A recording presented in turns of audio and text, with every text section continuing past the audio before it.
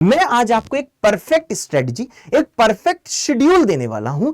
Exam से 1-2 महीने पहले या 3 महीने पहले वो लोग दिन में पढ़ने की आदत डाल लेते हैं, अपनी बॉडी क्लॉक बिल्कुल रेगुलेट कर लेते हैं। केमिस्ट्री में थोड़ा आपको कम टाइम देना होगा, मैथ्स फिजिक्स में थोड़ा सा ज्यादा टाइम देना होगा। हेलो बच्चों, कैसे हैं आप लोग? उम्मीद एकदम मस्त होंगे, जबरदस्त होंगे। आपका बहुत बहुत बहुत बहुत बहुत स्वागत है हमारे बेहद खूबसूरत से चैनल संकल्प भारत जेई में। बच्चों, जेई मेंस का फर्स्ट अटेम्प्ट होने में 3 महीने बचे हुए हैं। मुझको पता है तुम थोड़ा सा पैनिक मोड में हो, थोड़ा सा परेशान हो कि सर क्या 3 महीने में ये अचीव किया जा सकता है? सर क्या 3 महीने में मैं जेईई मेंस क्वालिफाई कर सकता हूं?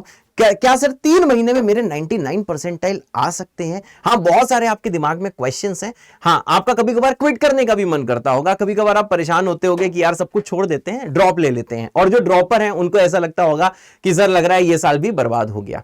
तो बच्चों देखो यार, एक चीज मैं आपसे बोलना चाहूंगा कि यार जीवन में अगर आपको कुछ भी अचीव करना है तो उसका जो भैया फर्स्ट स्टेप होता है बिलीव करना। हाँ, खुद पे बिलीव करो। और देखो, मैं आपको कोई झूठा बिलीव नहीं दे रहा हूं, एकदम सच्ची बात है। अगर 3 महीने में आपको प्रॉपर गाइडेंस के साथ आपको एक प्रॉपर स्टडी प्लान मिल जाता है और आपको एक प्रॉपर स्टडी मटेरियल मिल जाता है और साथ में आप मेहनत करने का संकल्प लेते हो। अगर भाई आप मेहनत करने का संकल्प लेते हो तो अभी कमेंट कर दो संकल्प विद अ दिल। संकल्प का मतलब होता है कि सर ये हम प्रतिज्ञा लेते हैं आपसे और खुद से ये प्रॉमिस करते हैं कि हां सर हम रोज मेहनत करेंगे। ठीक है भाई, अगर आप मेहनत करने को तैयार हो तो भाई जल्दी से यहां कमेंट कर दो संकल्प विद अ दिल और सेशन को हम लोग आगे बढ़ाते हैं।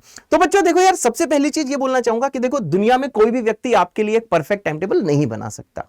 हाँ, मैं आज आपको एक परफेक्ट स्ट्रेटजी, एक परफेक्ट शेड्यूल देने वाला हूं जिसको आपको फॉलो करना होगा, आपको मेहनत करनी होगी और साथ में आपको बच्चों ये डेडिकेशन के साथ बिलीव करना होगा। हाँ, डेडिकेशन के साथ आपको मेहनत तो करनी होगी लेकिन साथ में डेडिकेशन के साथ बिलीव करना होगा। क्योंकि देखो यार, आप किसी भी बड़ी चीज की तैयारी करते हो तो देखो अप एंड डाउन आते हैं। जब अप आता है तब हम ओवर कॉन्फिडेंट हो जाते हैं, जब डाउन आता है तो हम हताश हो जाते हैं। तो देखो यार, जो जेईई की तैयारी है, जेईई मेंस इन एडवांस की, ये तैयारी कोई ऐसी नहीं है कि आपको बहुत ज्यादा नॉलेज होनी चाहिए। नहीं, नॉलेज तो होनी चाहिए लेकिन साथ में आपको बच्चों मेंटली और इमोशनली बहुत स्ट्रांग बनना होगा। क्योंकि जानते हो, रोज पढ़ पाना आसान नहीं होता। क्योंकि यार मैं खुद जानता हूं, रोज पढ़ पाना, रोज डेडिकेशन के साथ स्टडी शेड्यूल फॉलो कर पाना टफ होता है।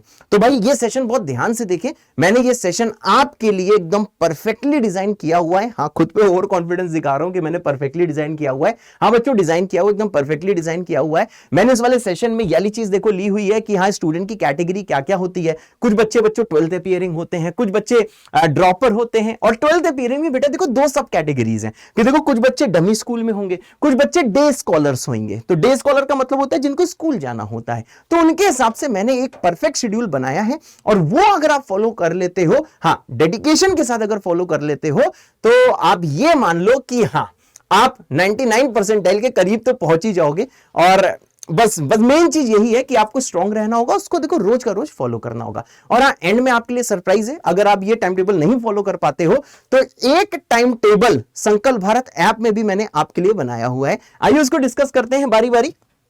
तो देखिए भाई, सबसे पहली चीज भाई, डिफरेंट सिचुएशन डिफरेंट स्ट्रैटेजी। बिल्कुल सही बात है। अगर आप स्कूल गोइंग हो, अगर आप भाई साहब डमी स्कूल वाले हो, अगर आप ड्रॉपर हो, तो देखो स्ट्रैटेजी आपकी सेम नहीं हो सकती, आपका शेड्यूल सेम नहीं हो सकता। क्योंकि क्या होता है कि यार आपको देखो डिफरेंट टाइम में स्कूल जाना होता है और ड्रॉपर को स्कूल नहीं जाना होता है। इसकी कोचिंग्स के टाइम डिफरेंट होते हैं। स्कूल गोइंग जो जाता है उसको कोचिंग भी जाना होता है, स्कूल भी जाना होता है। जो डमी स्कूल वाले बच्चे होते हैं उन लोगों को भाई साहब सिर्फ कोचिंग जाना होता है, पूरा दिन फ्री होता है। तो बहुत सारे लोग देखो भाई टाइम भी वेस्ट करते हैं। स्कूल गोइंग वाले स्कूल बास्केटबॉल खेला करते हैं, ठीक है, हाँ नहीं खेलते हो तो अच्छी बात है। जो ड्रॉपर है वो आधे टाइम डीमोटिवेटेड रहते हैं। तो देखो भाई, डीमोटिवेटेड बिल्कुल रहने की जरूरत नहीं है। क्योंकि भाई जानते हो, चाहे आप डीमोटिवेटेड हो चाहे आप मोटिवेटेड हो, एक चीज आपकी हमेशा देखो कांस्टेंट होनी चाहिए। वो क्या होता है? रोज पढ़ाई करना। हमेशा आपने सुना होगा कि भाई देखो, जैसा कर्म करोगे वैसा आपको फल मिलेगा। तो भैया देखो यार, इमोशनल जो स्टेट है वो कभी भी बेटा हमारे कंट्रोल में नहीं होती है, ठीक है ना। कभी हम सैड फील करते हैं, कभी हैप्पी फील करते हैं। जब हम हैप्पी फील करते हैं तब हम पढ़ना छोड़ देते हैं, जब हम सैड फील करते हैं तो और भी गंदे ख्याल आते हैं। तो देखो भाई, ये इंसान हो, तुम इंसान हो। इंसान कभी सैड भी फील करेगा, ओवर एक्साइटेड भी फील करेगा, कभी बहुत स्ट्रेस्ड भी फील करेगा, कभी कभार डीमोटिवेशन बहुत खतरनाक लेवल का होगा, कभी कभार ऐसा लगेगा कि हमारे दोस्त अच्छा कर रहे हैं, लग रहा है हमारा कुछ नहीं होगा। ये देखो सारी फीलिंग सिर्फ आपके अंदर नहीं, मेरे अंदर भी आती है, सबके अंदर आती है। जितने भी सक्सेसफुल लोग या फिर अनसक्सेसफुल लोग हैं, सबके अंदर बेटा ऐसी थिंकिंग आती है। लेकिन हाँ, क्यों वो सक्सेसफुल है और क्यों बाकी लोग अनसक्सेसफुल है, इसका जो भाई डिस्क्राइबिंग फैक्टर है, जो इसको अलग अलग करता है, वो है कि हाँ, जो लोग अपना ये डिसाइड कर लेते हैं कि हम जैसा भी फील करें ऐसी की तैसी, हम बस एक चीज जानते हैं कि भाई हमें पढ़ना नहीं छोड़ना है। तो जो इंसान अपना कर्म नहीं छोड़ता है, इमोशनल स्टेट जैसा भी हो, वो भाई साहब लाइफ में अच्छा करता है। और यही भाई जीवन की सच्चाई है, क्योंकि हम में से कोई देवता या भगवान तो है नहीं, हम सब इंसान हैं। तो इमोशनल स्टेट हमारे कंट्रोल में नहीं है, बस एक चीज कंट्रोल में है कि चाहे हमारे आंसू निकलने हैं, चाहे हम बहुत खुश हैं, लेकिन हमें पढ़ना नहीं छोड़ना है। तो भैया क्या होना चाहिए, क्या होना चाहिए आपका टाइम टेबल? तो देखो भैया, सबसे पहले अगर मैं 12th अपियरिंग की बात करूं कि देखो उन्हें भैया बोर्ड्स भी बैलेंस करना है, साथ में भैया जेई मेंस का भी। अभी देखो मैं जेई एडवांस की बात नहीं कर रहा हूं, अभी बच्चों से मैं बात कर रहा हूं जेई मेंस की। तो भाई जो 12th अपियरिंग है उन्हें बोर्ड्स भी बैलेंस करना है, साथ में जेई मेंस भी फॉलो करना है। बहुत सारे लोग आपको मिलेंगे जो बोलेंगे कि यार जेई मेंस की तैयारी छोड़ दो, ठीक है, बोर्ड्स में ध्यान दो। और आपको बहुत सारी कहानी सुनाएंगे कि मेरा एक जानने वाला था, एक मेरी जानने वाली थी, उसकी आईआईटी में या फिर जेई मेंस में बहुत अच्छा परसेंटाइल आ गया, लेकिन बोर्ड्स में कम नंबर है। तो देखो ऐसे भैया बहुत ही रेयर केसेस होते हैं, ठीक है। अगर भाई साहब आप परफेक्टली अभी से अपनी स्कूल की किताब और साथ में जो जेई का सिलेबस है साथ में लगाते रहते हो, तो देखो यार कोई भी गड़बड़ नहीं है। मैं ऐसा आपसे बोल सकता हूं जैसे कि फॉर एग्जांपल अगर आपने कंटिन्यूटी यहां पे पढ़ा जेई के लिए, तो भाई कंटिन्यूटी तुरंत आप एनसीईआरटी लगा लो। तो यार एनसीईआरटी की एक्सरसाइज करने में कम टाइम लगता है क्योंकि वो कंपैरेटिवली इजी होती हैं। पर हां, आपको ये भैया शपथ लेनी होगी। शपथ क्या लेनी होगी कि हां सर, जब भी हम लोग कभी यहां पे पढ़ेंगे, आपने कोई भी जेई मेंस के लिए लाइक प्रोबेबिलिटी पढ़ा, ठीक है, तो ये भैया आपको थोड़ा डेडिकेशन के साथ डिसाइड करना होगा कि उसको खत्म करते ही तुरंत बाद एनसीईआरटी लगा लो। बहुत सारे बच्चे मैं देखता हूं मार्च का वेट करते हैं, जब मार्च में बोर्ड एग्जाम चालू होते हैं उस टाइम एनसीईआरटी पढ़ते हैं। नहीं यार, ऐसा मत करो। जैसे फिजिक्स में इलेक्ट्रोस्टैट्स आपने जेई के लिए पढ़ लिया होगा, तुरंत स्कूल बुक से लगा लो, एनसीईआरटी से लगा लो, जो भी आपकी स्कूल बुक है। तो इससे क्या होता है कि आप कम टाइम में ज्यादा चीजें कर लेते हो। तो यार ये चीजें तो बेटा आपको देखो डिसाइड करनी ही होंगी। तो देखो क्या है सर, क्या है? मैंने कहा सर अगर आप डमी स्कूल में हो तो देखो यार आपको सुबह का टाइम बिल्कुल वेस्ट नहीं करना है। अब बच्चों ये टाइम आ गया है, एक चीज होती है जिसको हम लोग बोलते हैं बॉडी क्लॉक। यार मुझे पता है आपकी रात भर जगने की आदत होगी, रात में आपकी प्रोडक्टिविटी अच्छी आती होगी, ये सारी चीज मैं मानता हूं, लेकिन बच्चों जानते हो एक चीज होती है बॉडी क्लॉक। आप अभी से सुबह के टाइम पढ़ना स्टार्ट कर दो, क्योंकि जो आपका एग्जाम होना है वो या तो 9 से 12 में होना है या तो 2 से 5 में होना है।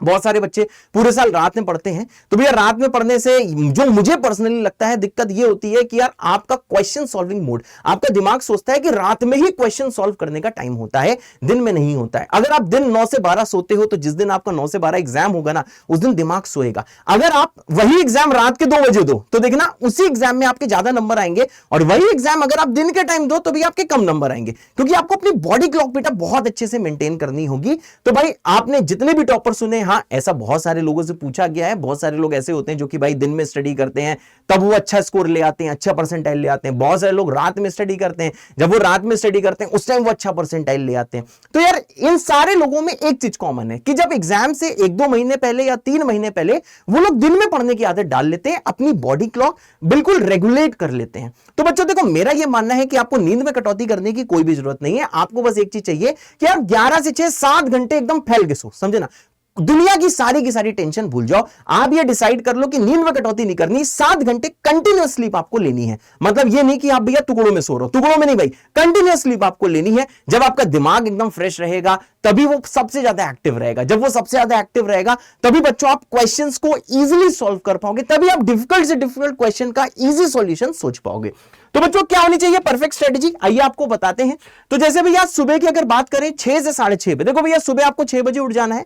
6 से 6:30 के बीच में भैया आराम से उठो, ब्रेकफास्ट कर लो जल्दी जल्दी, आधे घंटे में, मतलब वेकअप, ब्रेकफास्ट, नहाना धोना जो करना है भैया कर लो। और भैया 6:30 बजे डिसाइड कर दो कि 6:30 से 10:30 4 घंटे भैया 2 आवर्स आपको थ्योरी पढ़नी है, जो भी आपका कोचिंग में ऑनगोइंग चैप्टर है उसके सवाल लगाने, और साथ में 2 घंटे किसी और चैप्टर की बेटा आपको पीवाईक्यू प्रैक्टिस करनी है। सर पीवाईक्यू कौन से करने हैं? मैंने कहा 2022 से लेकर 2023 के सारे पीवाईक्यू हर चैप्टर के लगा डालो। अगर आप 2 घंटे किसी पुराने चैप्टर के पीवाईक्यू लगाते हो तो समझो उसी में से कंसेप्ट जेईई मेंस में इस बार भी आना है, और क्या पता कि सवाल भी सेम टाइप का रिपीट हो जाए। तो देखो सुबह अगर भाई साहब आप ऐसा पढ़ने का ट्राई करते हो कि 4 घंटे मानिए मैथ्स किया, हाँ सर मैथ्स आप सुबह क्यों करा रहे हो? मैथ्स बेटा सुबह इसलिए बोल रहा हूं क्योंकि सुबह आप एकदम फ्रेश होते हो। अगर सुबह के टाइम आप क्वेश्चन प्रैक्टिस करोगे तो मैथ्स के सवाल कंपैरेटिवली जल्दी होंगे। और दूसरी चीज ये है कि अगर आपका पेपर सुबह की शिफ्ट में फंसता है तो भैया सुबह जब आप मैथ्स सॉल्व कर रहे होगे, जो एक डिफिकल्ट टास्क है, जो एक थोड़ा सा लेंथी पेपर आता है, तो भैया सुबह आपका दिमाग एक्टिवेट हो जाएगा। आपके दिमाग को पता होगा कि सुबह उठते ही आपको बहुत ज्यादा ज्यादा कॉम्प्लेक्स सवाल करने होते हैं।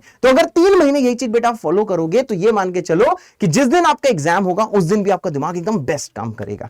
उसके बाद क्या आता है कि भैया आप 15 मिनट का ब्रेक ले लो, कुछ खाना पीना है खा पी लो, बीच में भैया देखो बीच में आप उठ सकते हो। 4 घंटे का मतलब ये नहीं होता है कि आप बिल्कुल कंटिन्यूअस पढ़ रहे हो, बीच में 2-3 मिनट का ब्रेक ले लो ना यार, दिमाग को रिलैक्स कर लो, थोड़ा सा मेडिटेशन कर लो, योगा वोगा कर लो, जिससे भाई साहब आपका थोड़ा बेनिफिट हो जाए। तो देखो भैया इसके बाद 15 मिनट का ब्रेक लो, मेडिटेशन करो, आराम से दिमाग को कूल करो, अब मैथ्स की टेंशन बिल्कुल भूल जाओ।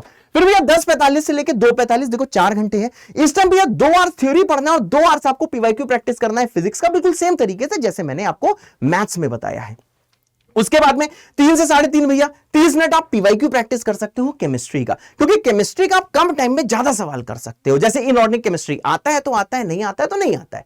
तो देखो यार आप अगर किसी चैप्टर का प्रैक्टिस करते हो, केमिस्ट्री में थोड़ा आपको कम टाइम देना होगा, मैथ्स फिजिक्स में थोड़ा सा ज्यादा टाइम देना होगा। तो देखो 30 मिनट बेटा अगर आप पीवाईक्यू प्रैक्टिस करते हो केमिस्ट्री की, उसके बाद में मैं ये मानता हूं कि आधे घंटे आपको अपनी कोचिंग जाने में लगता है। अगर ऑनलाइन पढ़ते हो तो और भी अच्छा है, बिकॉज आपका ट्रेवलिंग का टाइम बचता है। तो देखो 4 से लेकर 8 तक जो 12th क्लास के बच्चे होते हैं उनका कोचिंग टाइम होता है। अब देखो कोचिंग टाइम में लोगों की मेंटेलिटी क्या होती है, और हाँ इसका टेंशन ना लो, ये सारी चीज अभी मैं टेलीग्राम में डाल दूंगा, तो आप टेलीग्राम से वाला शेड्यूल भैया डाउनलोड कर सकते हो और उसको बेटा फॉलो कर सकते हो।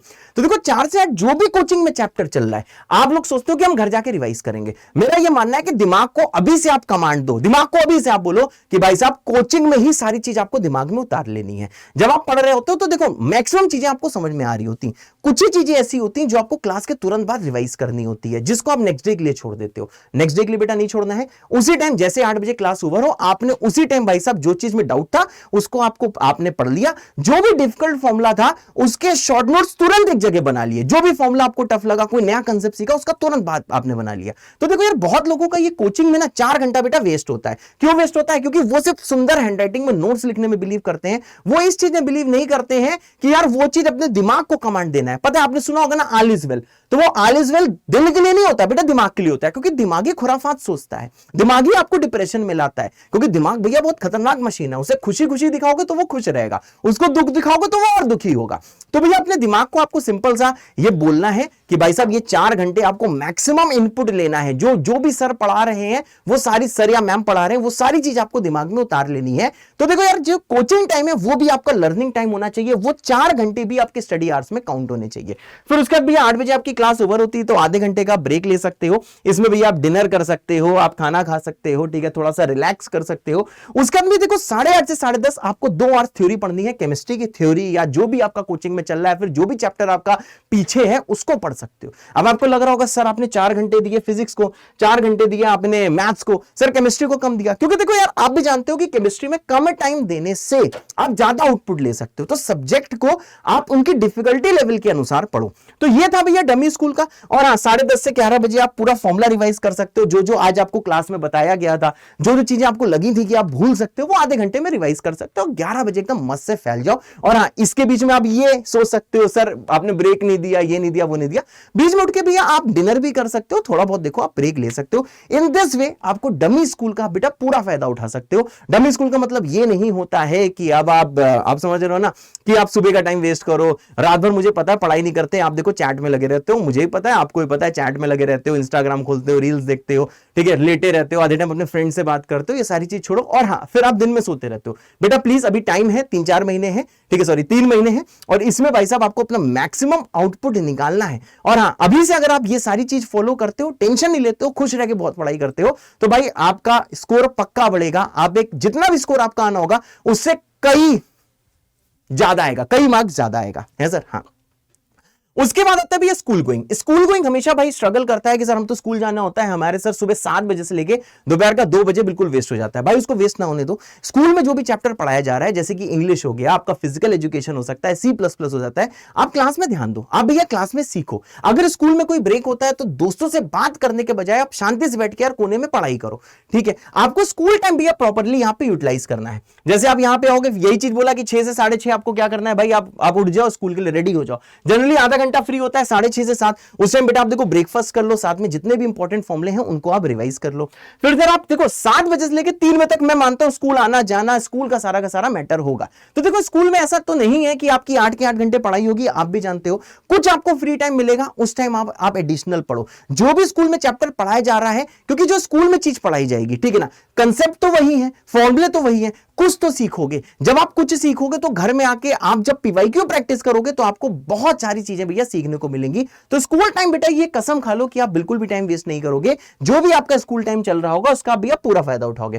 3 से 3:30 आप घर में होंगे, एक छोटा सा नैप ले लो, लंच कर लो। 4 से 8 भैया कोचिंग टाइम होगा, आपको एग्जैक्टली वही फॉलो करना है जो डमी स्कूल वालों ने फॉलो किया है।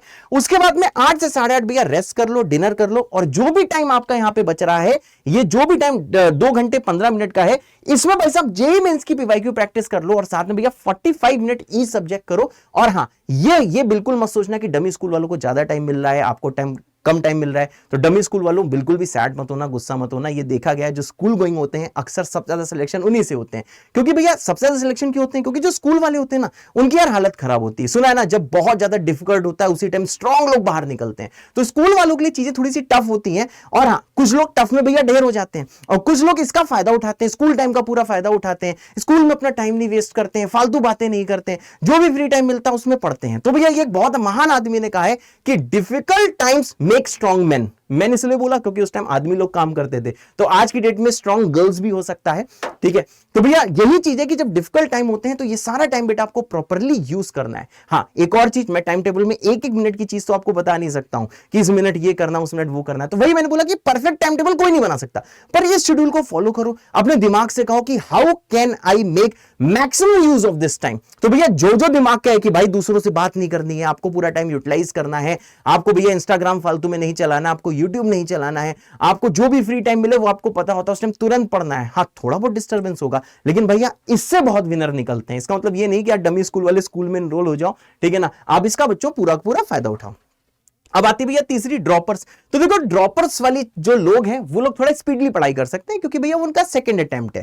ठीक है भाई, उनको थोड़ी सी नॉलेज पहले से है, प्रायर नॉलेज मतलब भैया पहले से उनको नॉलेज है चीजों की। तो भैया जो ड्रॉपर्स होते हैं उनको क्वेश्चन प्रैक्टिस थोड़ी ज्यादा करनी चाहिए। जैसे भैया यहाँ पे आप आओगे तो इनका टाइम क्या है, वही चीज है भैया, आपको सुबह 6 बजे आप उठ जाना है। ठीक है, रात की पढ़ाई नहीं करनी है, क्योंकि आपको अपना बॉडी क्लॉक बेटा बहुत अच्छा रखना है। 6 से 6:30 के बीच में वेकअप करो, ब्रेकफास्ट करो, 6:30 से 8:30 के बीच में 2 आवर्स पीवाईक्यू प्रैक्टिस करो मैथ्स की। अगेन मैथ्स की सुबह प्रैक्टिस क्यों करा रहा हूं मैं? इसलिए प्रैक्टिस करा रहा हूं क्योंकि सुबह आप अपने दिमाग को पूरा एक्टिवेट कर लो, अपने दिमाग को क्वेश्चन सॉल्विंग मोड में ले आओ। उसके बाद में जनरली जो, चाहे आप ऑफलाइन कोचिंग के हो चाहे आप ऑनलाइन कोचिंग के हो, जनरली जो ड्रॉपर्स होते हैं उनकी क्लास 9 बजे से लेकर 3 बजे तक होती है। फिर से भाई जो भी टॉपिक क्लास में पढ़ाया जा रहा है वो क्लास में फोकस्ड वे में सुनना है, क्लास में चीजें सीखनी है, जिसमें कि घर आके वो चीज रिवाइज ना करनी पड़े। और हाँ, बिलीव मी, टॉपर्स यही करते हैं। हाँ, उनको भी छोटे छोटे डाउट आते हैं, पर वो बाद में उसको देख लेते हैं, पर मैक्सिमम चीजें बेटा वो क्लास में सीखते हैं।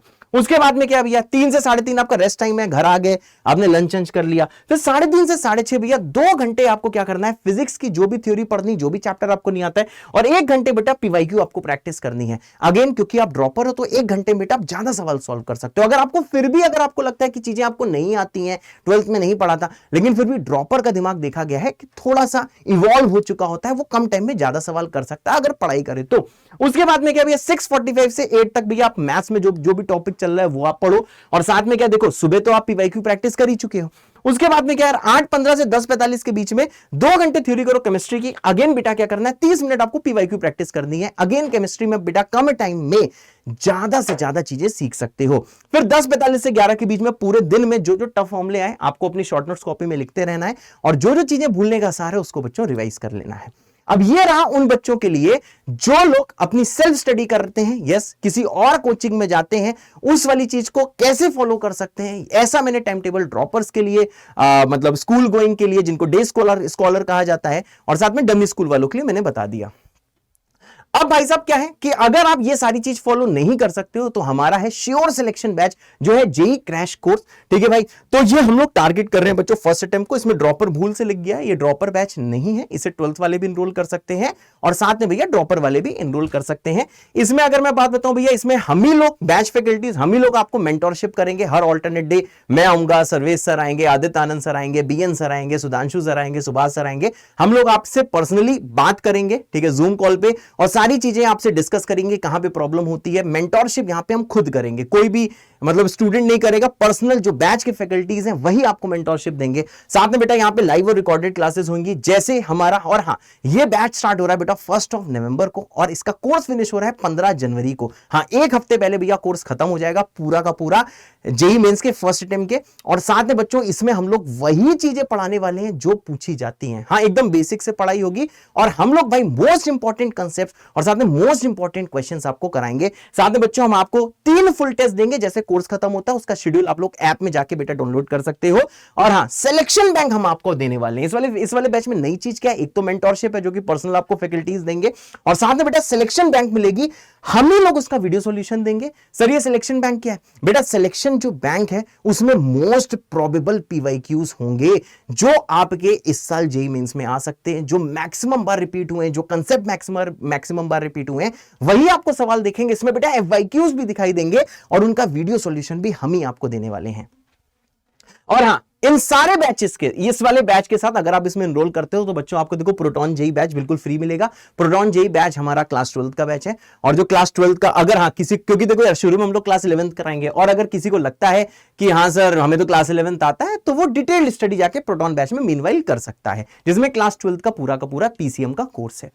अब भाई साहब अगर इसकी मैं प्राइस की बात करूं, ठीक है भाई, तो अगर आप लोग याला श्योर सिलेक्शन बैच इसका नाम है, जेईई का क्रैश कोर्स है, यहां पे ड्रॉपर रूल से लिखा हुआ है, इसे 12 एनरोल कर सकता है। वैसे इसका प्राइस 2532 है, लेकिन अगर आप ये कोड लगाओगे JEECC हमारे संकल्प भारत ऐप में जाके उसको आप डाउनलोड कर लीजिए तो आपको 1999 का पड़ेगा। मतलब इंडिया का सबसे ज्यादा अफोर्डेबल बैच है, ठीक है, सबसे ज्यादा कम प्राइस का बैच है और उसके साथ में फीचर बहुत ज्यादा है क्योंकि आपको बच्चों प्रोटॉन जेईई बैच भी मिलेगा। उसके बाद क्या है सर, हाँ दूसरी चीज है बेटा जो है जेईई क्रैश कोर्स प्लस, ठीक है। अगेन यहाँ पे ड्रॉपर रूल से 12th वाला बच्चा भी इनरोल कर सकता है, ड्रॉपर भी इनरोल कर सकता है। और अगर आप ये प्लस वाला बैच लेते हो तो आपको देखो प्रोटॉन जेईई तो मिलेगा ही, जैसे इसमें मिल रहा था प्रोटॉन जेईई तो मिल ही रहा था, इसमें देखो प्रोटॉन जेईई तो मिलेगा ही, साथ में हमारी आपको जीत टेस्ट सीरीज एकदम फ्री मिलेगी। उस वाली टेस्ट सीरीज को आप फॉलो करके पूरी इंडिया में अपनी स्टैंडिंग देख सकते हो। और हाँ, उसमें कोड लगेगा JEECC प्लस जो 2399 की होगी, ठीक है। तो बच्चों अगर आप सेल्फ स्टडी कर रहे हो तो आप मेरा जैसा मैंने आपको पहले प्लान बताया है अभी उसको फॉलो कर सकते हो, और अगर आपको लगता है नहीं सर उसको हम खुद से फॉलो नहीं कर सकते हैं तो आप हमारा ये sure selection batch crash course ले सकते हो जिसका पूरा शेड्यूल ऐप पे अवेलेबल है, जाओ उसे एक्सप्लोर कर लो। और हाँ, बिल्कुल भी हिम्मत आपको नहीं हारनी है, ठीक है ना यार, हमेशा यही चीज सोचनी है कि यार देखो यार बहुत डिमोटिवेशन होगा, बहुत हालत खराब होगी, लेकिन अगर इस बीच आप खुश रह के अच्छे से पढ़ाई करते रहोगे तो भाई आपका सिलेक्शन जरूर होगा, ठीक है। तो मिलते हैं थोड़े दिन में फिर से, और आज शाम को मेरा रिलेशंस का लेक्चर है जिससे एक सवाल पक्का आता है, शाम के 7 बजे लाइव लेक्चर है, मिलते हैं वहां पे। तब तक के लिए जय बाबा की, tata bye bye, love you all.